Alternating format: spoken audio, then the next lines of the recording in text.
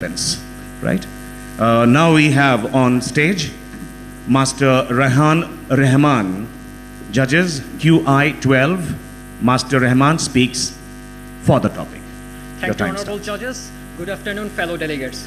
With an ever-increasing global population, massive third world hunger, and with an estimation that every child dies for 2 seconds worldwide for starvation, there is an auspicious promise in the use of biotechnology to benefit not only the poor farmers but also the societies worldwide. The need of genetically modified food is tremendous.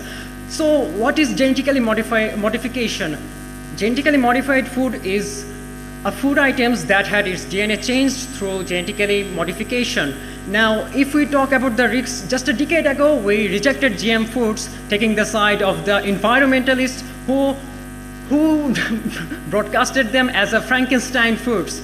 But now, according to the EU register of GM foods, there are currently 30 maize, 12 soybeans, 10 GM cottons, and so on, authorized for importation and use in food and feed.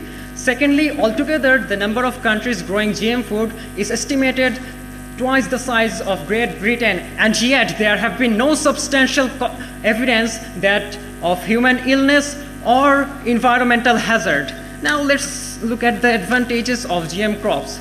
GM crops are more productive and have a larger yield. Secondly, they are more capable of thriving in regions with poor soil and adverse climate.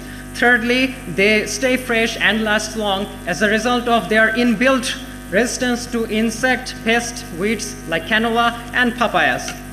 The use of costly pesticide is reduced. A Iowa University study shows that without GM, global prices would be nearly 10% higher for soybeans and 6% higher for corns. And there's so on. A report of a Council for Agricultural Science says GM corn, soy, and cotton have decreased soil erosion by 90%, preserving 37 million tons of topsoil, and on 85% reduction in greenhouse gas emission. So obviously, it is beneficial to our environment. Huge population of the world seek more food, and for which GM is a revolutionary solution. Now we can easily understand that the need of genetically modified food certainly outweigh the risks associated with it. Thank you. The speaker took 2 minutes and 30 seconds. Master Rahman, ready for the questions? Yes, sir. QN04 will put her question first, and time permitting QN10.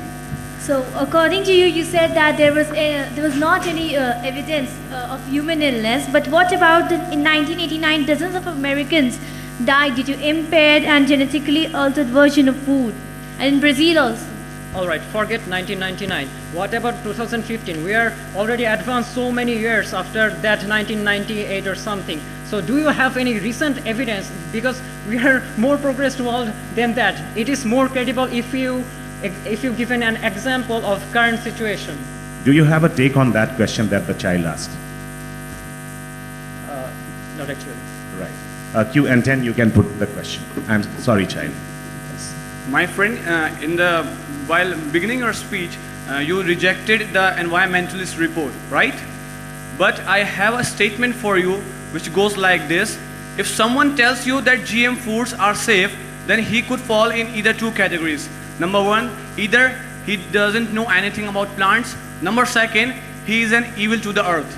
And this is the statement given by the president of a UK GM seed company known as Syngenta in a conference of 2014. So what do you want to say about this?